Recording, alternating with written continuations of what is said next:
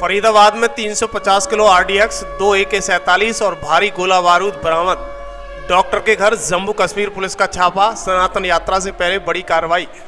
10 दिन पहले पकड़े गए आतंकी ने उगला खौफनाक राज। फरीदाबाद से दिल्ली तक अलर्ट, सुरक्षा बलों में मचा हड़कंप। हरियाणा के फरीदाबाद से आई एक खबर देश को झकझोर देने वाली है, जहां एक डॉक्टर के घर में 360 किलो विस्फोटक, AK-47 कारतूस और भारी मात्रा में गोला बारूद बरामद हुए हैं। पुलिस और इंटेलिजेंस एजेंसी के मुताबिक इस पूरे ऑपरेशन को गुप्त तरीके से अंजाम दिया गया है।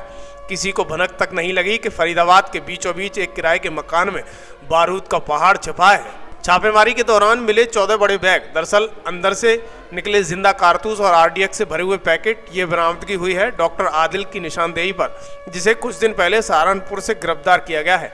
डॉक्टर आदिल मूल रूप से जम्मू कश्मीर के अनंतनाग का रहने वाला है। वहीं से उसने MBBS किया है और फिर यूपी के एक प्राइवेट हॉस्पिटल में नौकरी ज्वाइन की है। पुलिस के मुताबिक उसकी गतिविधियां संदिग्ध थीं और जब उसे पकड़ा गया तो पूछताछ में उसने एक बड़ा राज उगला है।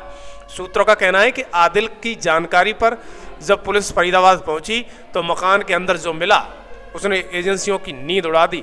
अब जांच टीम ये पता लगाने में जुटी हुई है कि इतना भारी विस्फोटक आखिर लाया कहां से गया और इसका इस्तेमाल किसके लिए होना था। पुलिस का कहना है कि यह बरामदगी सहारनपुर अनंतनाग में हुई है, तो वहीं दूसरी गिरफ्तारी से निकली जानकारी पर हुई है।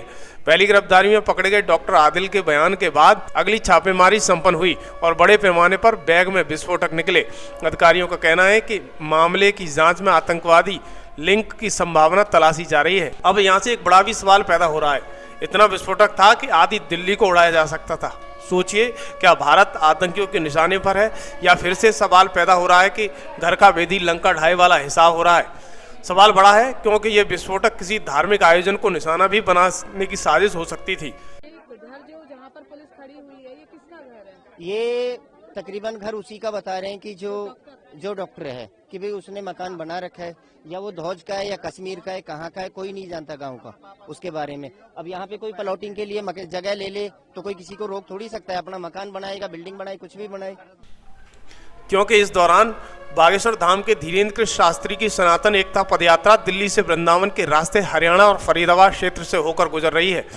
7 से 16 नवंबर तक दिल्ली से वृंदावन तक 10 दिन वाली पदयात्रा हरियाणा मार्ग से होकर गुजर रही है। इस पदयात्रा में बड़ी संख्या में लोग और सार्वजनिक कार्यक्रम शामिल है। ऐसे में सुरक्षा चिंता स्वाभाविक है। अब प्रश्न उठता है कि इतनी भारी मात्रा में विस्फोटक किस मकसद में रखी गई थी। सुरक्षा विशेषज्ञों के मुताबिक इतनी बड़ी मात्रा सार्वजनिक सभाओं या धार्मिक जुलूसों को लक्षित करने में भी इस्तेमाल की जा सकती है। हालांकि अभी तक पुलिस सीधे तौर पर किसी विशेष इवेंट का संकेत नहीं दे रही है, पर स्थानीय मार्ग और टाइमिंग तरह तरह के सवाल खड़े कर रहे हैं। इसलिए समझदारी यही है कि अभी इसे जांच आधारित संभावनाओं के रूप में पेश किया जा रहा है, न कि निश्चित सच के रूप में। पुलिस का कहना है कि नेटवर्क की तह तक जाना है। गिरफ्तार व्यक्ति का नेटवर्क कहां तक विस्तृत है, विस्फोटक कौन पहुंचा रहा है और क्या किसी और को गिरफ्तार किया जाएगा, ये सब अभी स्पष्ट होना बाकी है। जांच एजेंसियां क्षेत्रीय सर्विलांस इंटेलिजेंस शेयरिंग को बढ़ा चुकी हैं। अभी तक पुलिस ने किसी विशेष आयोजन का नाम नहीं लिया है, लेकिन जांच एजेंसियां ये ज़रूर मान रही हैं कि इतनी भारी मात्रा में ये विस्फोटक किसी सामान्य अपराध के लिए नहीं था, ये किसी बड़ी पूर्व नियोजित कार्रवाई का हिस्सा लग रहा था। जम्मू कश्मीर पुलिस, हरियाणा ATS और IB तीनों मिलकर अब इस पूरे नेटवर्क की पड़ताल कर रही हैं। डॉक्टर आदिल से पूछताछ कर रही है और सूत्रों के मुताबिक कई और गिरफ्तारी की संभावना है। अब तक जांच एजेंसी में इतना साफ है कि आदिल जैसे मोहम्मद जैसे आतंकवादी संगठन के संपर्क में था, उसी लिंक के जरिए विस्फोटक फरीदाबाद तक पहुंचाया गया। इधर फरीदाबाद में मिला बारूद तो उधर सड़कों पर सनातन एकता पदयात्रा थी। सवाल यह है कि क्या ये सब एक ही वक्त होना था, महज इत्तेफाक है या फिर इशारा किसी बड़ी साजिश का हिस्सा है। दर्शकों, एक तरफ सनातन यात्रा है तो दूसरी तरफ बड़ी साजिश का भंडाफोड़ पुलिस ने किया है। आगे हम इस पर जानकारी देते रहेंगे आपको। देखते रहिए खबर एक्सपर्ट।